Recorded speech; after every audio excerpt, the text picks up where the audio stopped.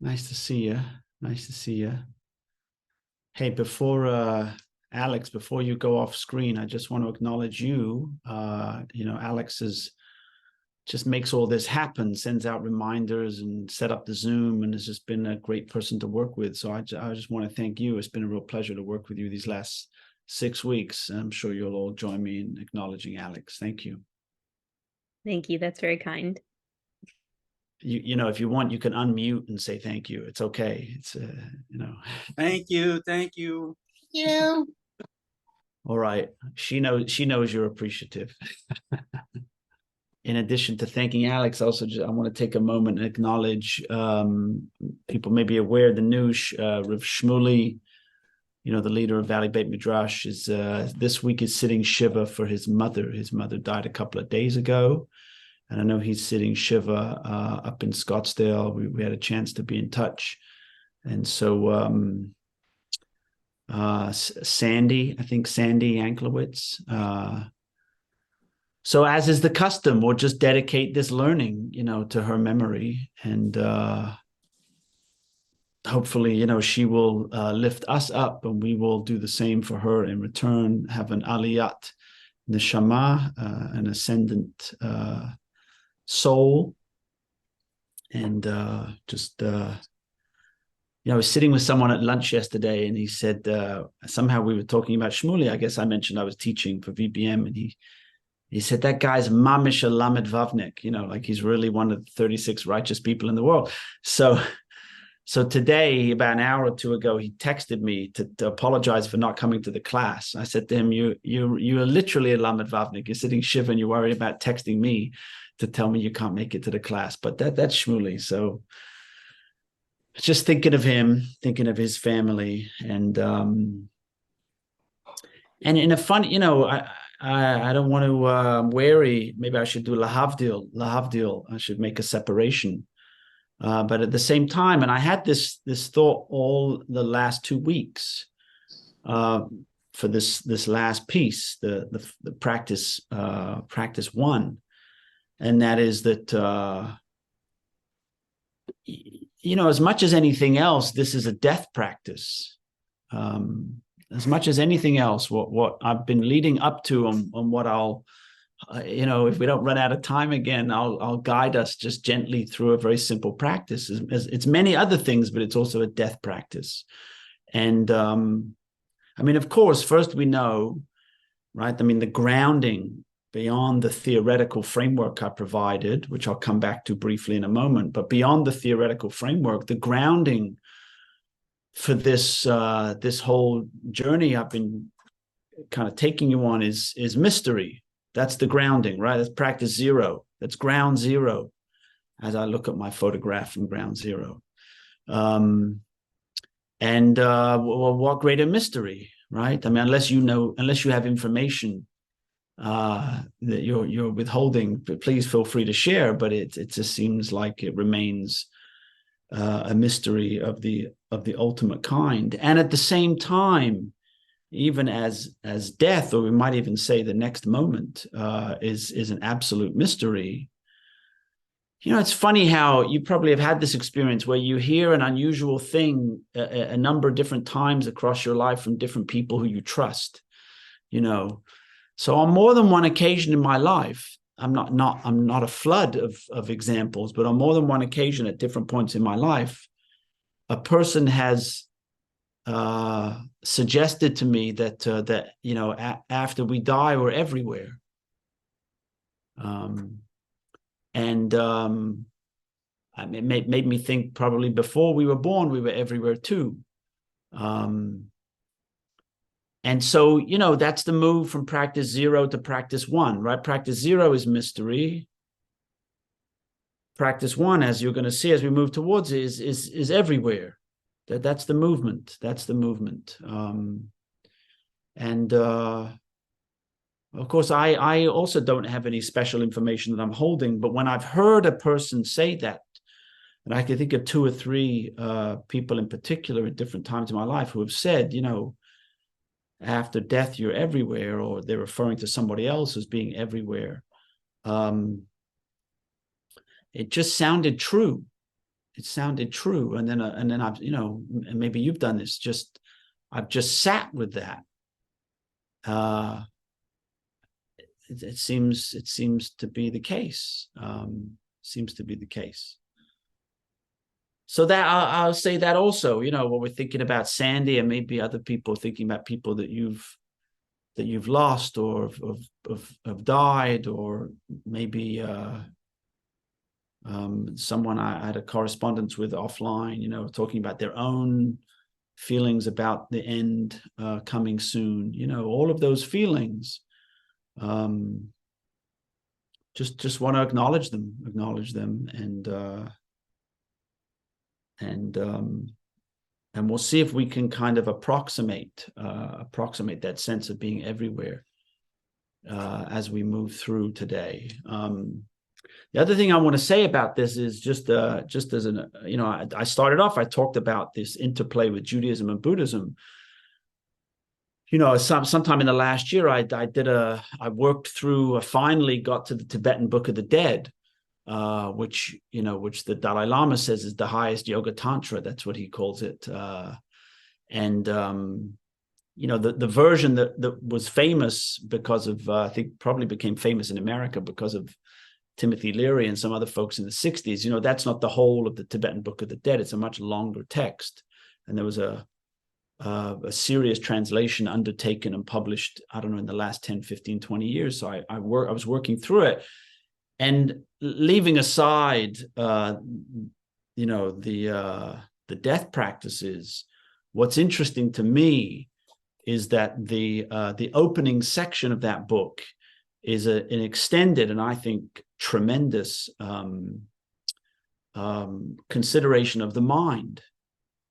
Right, the preparation practice for the Tibetan death yoga is a preparation of the mind, is some kind of coming to some kind of understanding of what the mind is, and I found that compelling. I think probably of all the things I've learned from my encounter with Buddhism, the one that feels most significant is the context of the mind. Which I didn't get in Judaism. I think in Judaism I got the context of the brain, but not so much the mind. This kind of this wider context within which all things arise. So I like this idea also of preparing the mind. I'm preparing, and not too long from now I'm going to be embarking on going to spend a year in a hospital setting, in full-time hospital chaplaincy work. And so much, I think, of what goes on that contributes to the discomfort that a person has in a hospital setting, sick, dying, is the anxiety and the strain of being in that environment. And so much of the kind of chaplaincy, spiritual care work is about easing the mind, is about cultivating a different kind of mind. So the practice we're moving towards, the practice that we'll kind of finish up with today, is also one such practice. It's a practice just for cultivating a certain orientation of the mind. There are many others, probably countless others, but this is one that I've landed on, that I'm going to share. I want to say a word or two about theory to kind of bring the first half of the course into where we are now, and then we'll move forward. You'll remember that I talked in the first, second, and third class, tried to kind of contextualize the Torah, the world in which it appeared. And you may remember last week or the week before, I talked about Deuteronomy as being the more dominantly mystical voice in the Torah. And last week I shared some of those verses from Deuteronomy, and I also shared a verse from Isaiah that echoes that kind of mystical view, right? That verse that says God creates light and dark and good and evil. Interestingly, that verse comes from a section of the book of Isaiah that is called Deutero-Isaiah, which was written by another author. And without going too far down the rabbit hole, I'll just say any time a biblical author has the first name Deutero, you know that there's mystical stuff to be found there. That's all I need to say about that. But what I wanted to say more about this theoretical framework was that one of the theories about the book of Deuteronomy, or the larger portion of the book of Deuteronomy, was that it was produced around the time of what is called the Josianic reforms. One of the late kings of Judah was King Josiah, Yoshiyahu. And if you read the stories in the book of Kings, Josiah puts in place a number of reforms to overthrow the previous idolatrous practices of the previous monarchies. And maybe that's the case, or maybe Deuteronomy was written after the destruction of the Babylonian temple, and that story was used to kind of provide, historical authority. Whatever the we don't really know, right? But there are different theories about that. What can be said that's certain is that, and this is probably true for, not probably, this is true, I would say, is the theory I'm sticking to for now, is that it all appears in the context of a tumult, right? You remember all this stuff is going on: dislocation, destruction, return, rebuilding, colonial rule, right? All of this stuff is going on. And in some ways, it makes it very dramatic. In some ways, it makes it very mundane. Because after all, that's what's always happening. That's always going on, right? Did you open the New York Times this morning? It's what's always going on, right? Sometimes it's a little closer, sometimes it's a little further, right? But the reality in which the Torah appeared was both distinct and very familiar at the same time. And what's interesting to me about the Torah as a mirror, and here I'm thinking about Rabbi Lawrence Kushner, who tells that story about what's in the ark. It's a mirror, thinking about the Torah as a mirror to reflect back on ourselves, our own experience, is that in the midst of tumult, there are lots of different ways a person can respond. A person as an individual, in a family, in a community, there are lots of different ways you can respond. And if you look in the Torah, and if you look in the Tanakh in general, many of those different ways of responding are present, right? Right. Late in the book of Numbers, the story of the war with Midian reflects the response of anger and the desire to destroy in return for the pain that you've experienced. Yes, that's a response. You look at the later chapters of the book of Deuteronomy, you find poetry there, right? Another different way of trying to respond. Legislation, right? Taking a legalistic approach to try to, in some way, regain control in a world that seems like it's beyond control. And the list goes on. And the same is true in our world, right? You look around, you can look in the American context or anywhere else. There's a whole array of different ways that we can respond to the tumult that's all around us. Now, for what it's worth, in my, my reading across time and space, it seems to me the response, that the one that I'm kind of trying to suggest over the course of these 6 sessions, of course I'm going to say this, it's the one I've chosen, but for what it's worth, is the kind of response that seems to show up most frequently across cultures and across time as being one that will gird us well in times of tumult, right? You can look across the historical record, human beings, for as long as we have a record, in every language, through every medium, seem to share, and here this is the perennialist and the universalist in me, and I could be accused maybe of flattening in some ways in this context. I accept the accusation. We find that themes like these, the recognition of the mystery, right? The cultivation of humility, of curiosity, of the importance of waking up and being a force for good in the world, and so on and so forth. These themes repeat themselves over and over again across time and across space, not because they improve the balance of our bank account, or they make the wrinkles come in more slowly, or they make us whatever it is, but because somehow even within the context of the reality of our lives, which includes pain and discomfort as well as joy and celebration, the collective wisdom of our species has said to us, based on our experience, we feel that these things prepare us to traverse this life as it is. They prepare us. That's why I've landed on these themes. I wouldn't say I have an exhaustive knowledge of the Jewish tradition, but I've spent some time hanging around in Jewish ideas and Jewish texts, and this is where I've landed.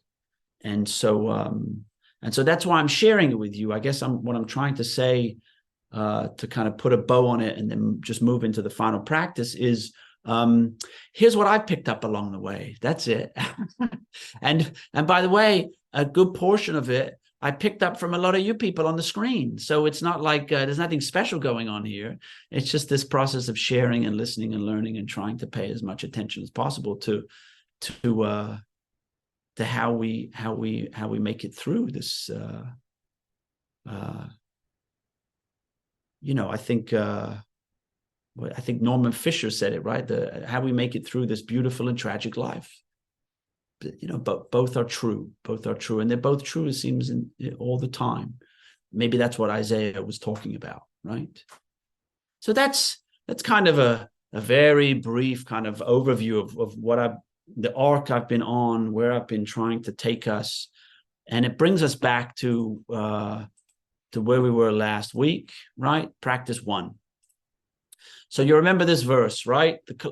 Which contains the closing words of the Yom Kippur service. Remember, right? The peak moment in the Jewish liturgical and ritual year in the calendar ends with the 3 words here, Adonai Hu Elohim, and they're in the context of this verse. Ata hareta lada'at ki Adonai Hu Elohim ein od milvado. You have been shown so that you would know that Adonai is the God. I said that recently to someone, and they accused me of using the G word. So forgive me if that triggers you. Adonai is the God. There is nothing other than God. Nothing other than God. So I think that this idea is reducible in ways that are helpful to us to one single word, and it's best expressed, I think, in here in the story of Moses at the burning bush. Now I have to give credit where credit's due. I arrived at this insight because you'll see Sandra, give us a wave. Sandra's on the screen. I was having a conversation with Sandra. I don't know when it was, 3 or 4 years ago. We end up talking about the Torah fairly often. It was Parshat Shemot. It was the first Parsha of the book of Exodus. And he just said that, he said, why is it called names? Why is it called names? And at the time, I didn't actually follow up with the question. It just it just rang my bell. Now I had the obvious answer, if you're familiar with the text, right? When you open the first chapter of the book of Exodus, it lists the descendants of Jacob, right?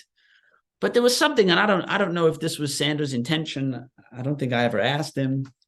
Maybe you'll tell us now. I don't know. But I just thought, maybe there was something else going on here. And so I studied that chapter, the Parsha. It's 6 chapters long, the first 6 chapters of Exodus. And lo and behold, and they're not all here, there are 17 different names for God in Parshat Shemot. In the Parsha that's called names, in addition to all the descendants of Jacob, there are 17 different names of God in the Parsha. And that's a fascinating study. We could do that sometime. And each different name, if you read the context, you really learn something about what that name is doing. right? Like, why did they choose this name in this context? I'll give you one example. In one of the cases, God is called Et Ha-Elohim. Et Ha-Elohim. Aleph Taf. It's an unusual word. It doesn't translate. It's like a double definitive article. But I looked around, and it turns out if you go deep in the lexicons, the way the word et is often used is to indicate a very special closeness, right? So Noach is described Elohim hitalech ish tzaddik tamim hayabator et ha-Elohim hitalech Noach et ha-Elohim hitalech Noach. Noach walked especially closely with God. In Parshat Shmot, when does it say et ha-Elohim? When it's referring to the midwives. Of course, right? I mean, here are people who are risking their lives to save babies, right? So of course they're especially close. Okay, so that's one example. But there are 17 different names. Here, at the peak moment of the story of the burning bush, right?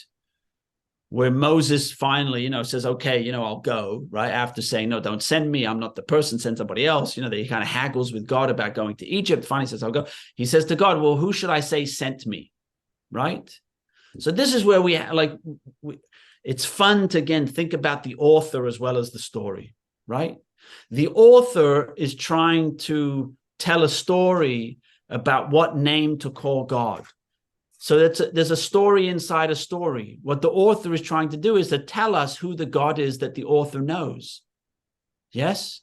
But the author is using the story as the way to do that.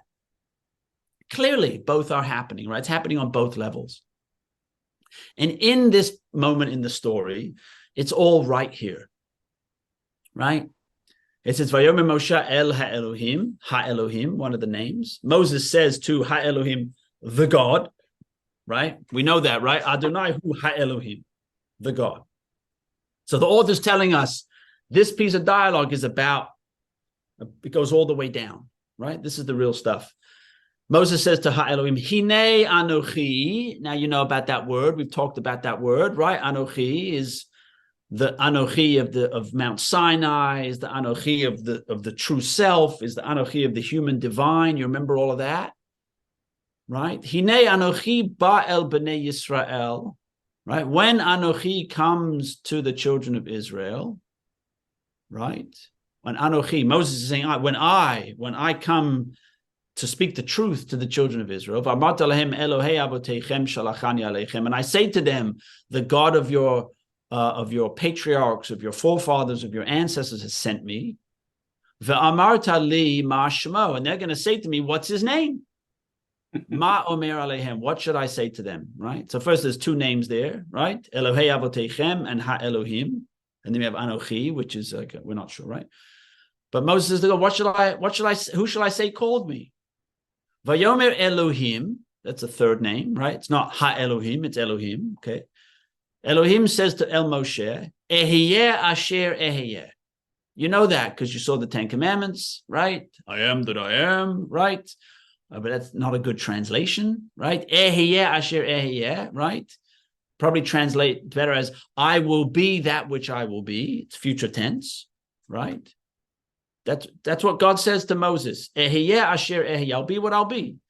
Vayomer. So first of all, it seems like that's an answer to Moses' question, but it's not an answer to his question. Because the verse goes on, Vayomer ko tomer livnei Yisrael. God says to Moses, this is what you should say. Ehiyeh shalachani aleichem. Ehiyeh has sent me to you. You should say to the children, Ehiyeh, what? That which will be has sent me to you.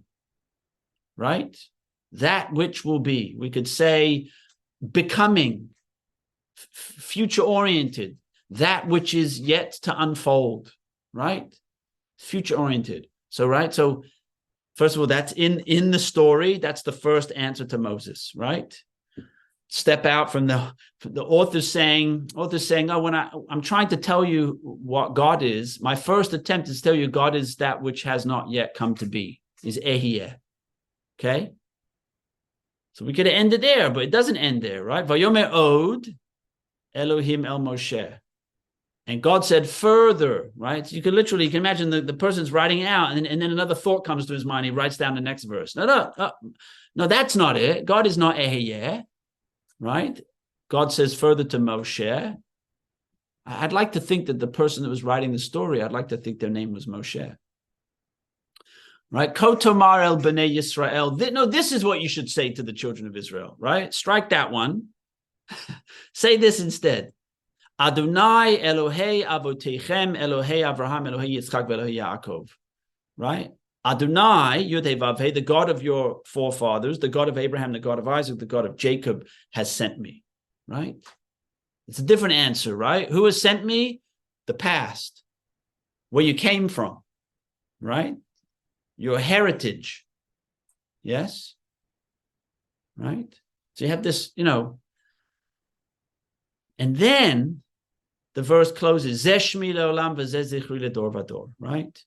So the as I think I said last week, right? So the simple reading is the zeh, this, refers to that very long name of God that we just offered. I would like to suggest that that's not the case.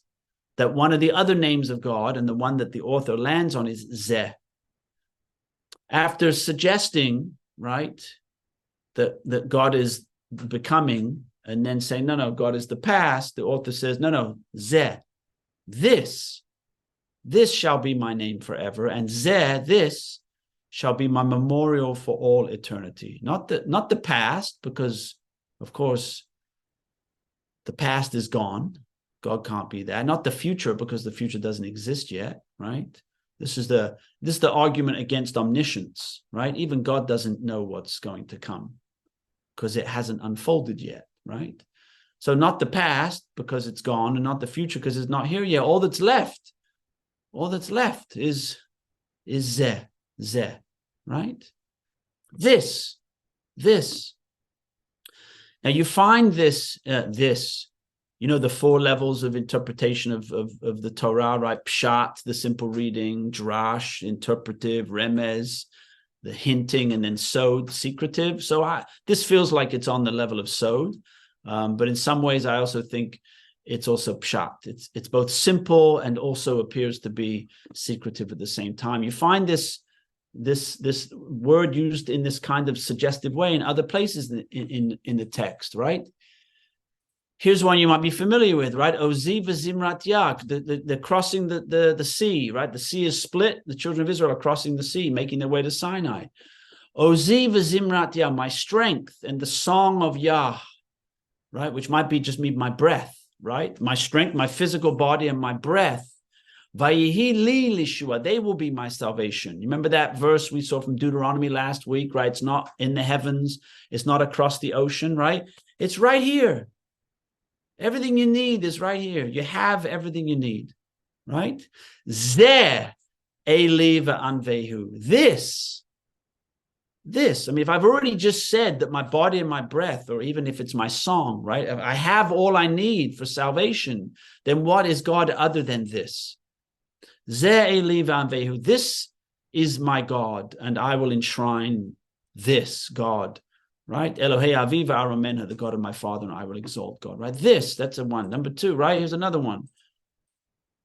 Right? This is from the Psalms. Im tachaneh alai machaneh lo yira libi. Im takum alai milchama.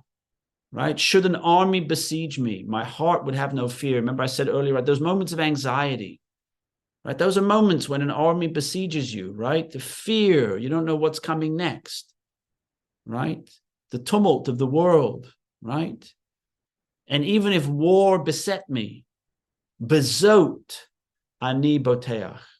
In this, I am certain, I am secure. Right? Bezot. Right? We could just bring ourselves to this. Right? With it all the noise all around us. Right? In this, we can be certain, we can be secure. From Eicha, right? Remember maybe a couple of weeks ago I quoted that great Talmud. I think I was talking to Erwin, right? I quoted that lovely line in the Talmud, right? If you find it in one place, it's false, but if you find it in lots of places, right? So here it is: Exodus, Psalms, Lamentations. It's all. I mean, there are many others. Zot ashiv el libi al kain ochil, right? it says here, Zot returns me to my heart, right? So when I'm in this, I can return to my heart, Al Kain, Ochil, right? Therefore I have hope. Right? So this, and you'll notice, by the way, this is one of the lovely things about, Hebrew is a beautiful language, but one of its great challenges is that it's gendered. And it's the 21st century, and we've now all acknowledged, well, not all of us, but most of us have acknowledged that there appear to be more than two genders. And we need to find ways to use language that is inclusive of lots of different types of people. Zeh is very nice because Zeh and Zot, it's in the feminine and it's in the masculine, and it gets us halfway there at least, right? It's not only in the masculine as is often the case. But you find thising, I'm going to say, you find thising throughout our tradition. And then, of course, you should be no surprise, we find it in the Jewish mystical tradition. And here I just love these words from Daniel Matt. That name, maybe he's the translator of the Zohar, one of the great scholars of Jewish mysticism in the world today, right? He wrote about 30 years ago, God is not somewhere else hidden from us, but rather right here, hidden from us. How then can we find God? A clue is provided by one of the many names of Shekhinah. She is called ocean, well, garden, apple orchard. She is also called Zot, which means simply this. God is right here in this very moment, fresh and unexpected, taking you by surprise. God is this. So the practice is simply abiding in this. Abiding in this. So let's try this. Let's try this. Let's try thising. So if you're willing, I invite you to just comfortably just means certainly comfortably, but somewhat alert. As I've said once before, if you nod off, that's fine because you'll be getting something out of the experience. But if you want to have a sense of the practice, then you want to be comfortable but also alert. And let's just take a moment and let's activate our interoceptive awareness. We'll activate our interoceptive awareness. So the simple way to do that is to just become aware that the body is breathing. Just becoming aware that the body is breathing. And if you're not exactly sure how to do that, let me offer just a couple of simple instructions. Is this, one of three places it's easiest to find your breath. The first is in your abdomen, and you just take a moment and feel how your abdomen, your belly, how it moves when you breathe. You can feel that it expands when you breathe in, and then contracts as you exhale. Another place you can find your breath is in your chest. You can feel your chest rising as you breathe in and lowering as you breathe out. And if you want to try to feel both at the same time, you can drop your attention to your solar plexus, and you can feel your belly and your chest kind of moving up and away from each other as you breathe in, up and away, opening, and then coming back together as you exhale. Just feeling your whole torso breathing. And just last place we can look is at your nose. Just feel the air coming into your nostrils as you breathe in and out as you exhale. So hopefully now that you're settled a little bit, you kind of have your body in the forefront of your mind, let's just work on our sensory awareness. So take a moment while you're listening to me and just see, what taste do you have in your mouth? What taste do you have in your mouth? I had an apple about a half hour ago. I can still taste it a little bit. I wonder what you can taste, or if there's dryness in your mouth. Maybe there's some tingling there. Feel a little scratch maybe at the top or the back of your throat.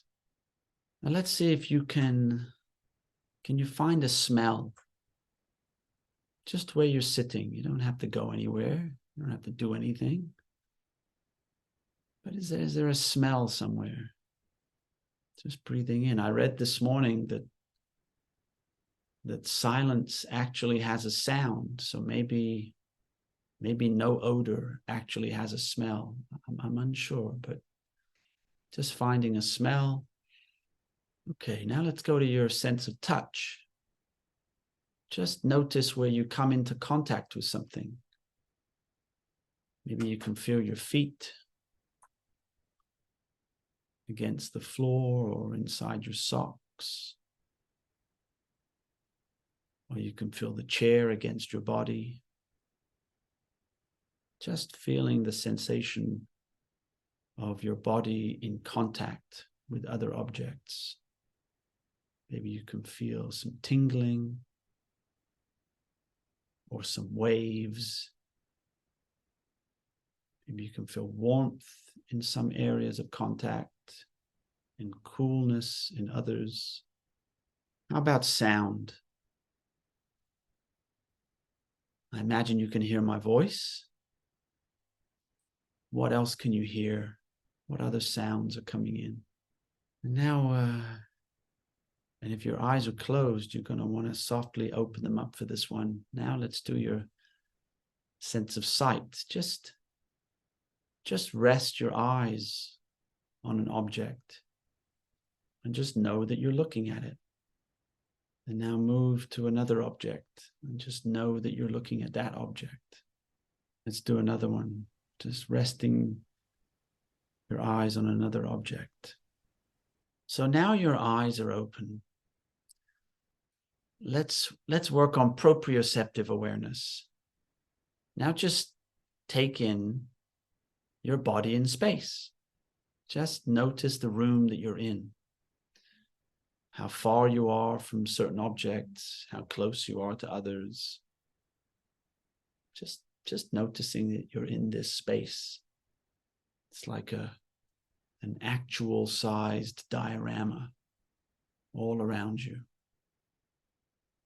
These objects in space. Okay, now we're going to exercise our imagination. And you can keep your eyes closed or open, it's up to you. Let's exercise our imagination. Bring to mind, take your mind on a little tour of the building you're in. Maybe you're in your home. And you can just imagine the rest of the home. You can go room by room, just bringing the house you're in into mind. You can do it with as much detail as you'd like. Here you're beginning to expand your mind space. Your mind is now encompassing the space that's greater than the room you're in. Maybe you have the kitchen, a bathroom, living room, objects. Just taking in and imagining the house or the building you're in. And now you can expand beyond there. Bring into your mind your neighborhood, the streets you know so well, other houses, trees, bus stops, stores, parks, just gradually expanding your mindscape to include ever larger portions of the world around you. I'm up here in Northern California and I'm thinking of the giant redwoods and the magnolia trees, expanding to include the part of the city you live in, and then across to take in the expanse. I'm thinking of the Pacific Ocean, which isn't too far west of me. Moving up through Northern California, down to the Southwest. Just expanding your mind to include what you know of the region in which you live. And then further across the United States, bringing that image you know so well into mind, this vast country, different people, different animals, different climates, and then across oceans to the west into Asia, to the east into Europe, and zooming out like that satellite image of the pale blue dot, clouds and oceans and land. Just holding in your mind the entire earth and its vastness. That inside the biosphere and the solar system, the moon, the planets, and our sun, swirling in the Milky Way, along with almost 4,000 other solar systems, 30 billion planets, 300 billion stars, just holding the vastness, the great expanse of the Milky Way. And that, inside our universe, where as many as 200 billion galaxies are present in the observable universe. And the light that's been traveling towards us for more than 13 billion years, holding as best we can in our mind the totality of all of it, the totality of this. And even as we hold all of this in our mind, making space for yet more mystery. At the edge of it, all around it, pervading it. This, I don't know where you are, but maybe come back. You can wiggle your fingers, wiggle your toes a little bit. Just come back to the room you're in, come back to the body you're in. So that expanse, it's always there. The expanse is always there. And it seems to me that it's in those moments of expansion, who knows what can happen? Who knows what can happen? So that's practice one. Practice 0 is mystery. Practice 1 is this. And you could do it at any time. You could do it any place. And that's my offering to you. That's my offering to you. I feel so surprised, Alex, as my witness every week when we're in the waiting room. I'm always so surprised that people come back. So I just want to express my gratitude that people have been showing up this last 6 weeks.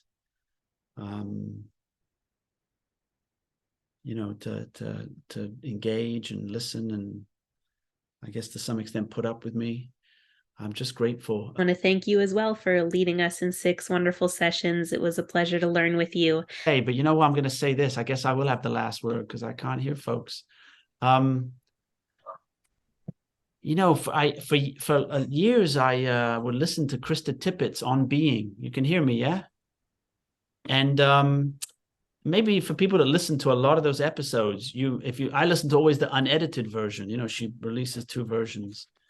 And a few times there were these moments when like the tech would just stop working, So I feel like I just had a Krista Tippett moment. It's like very exciting to me, but I don't know what to, I don't know how to account for it. I'm sorry I can't hear folks.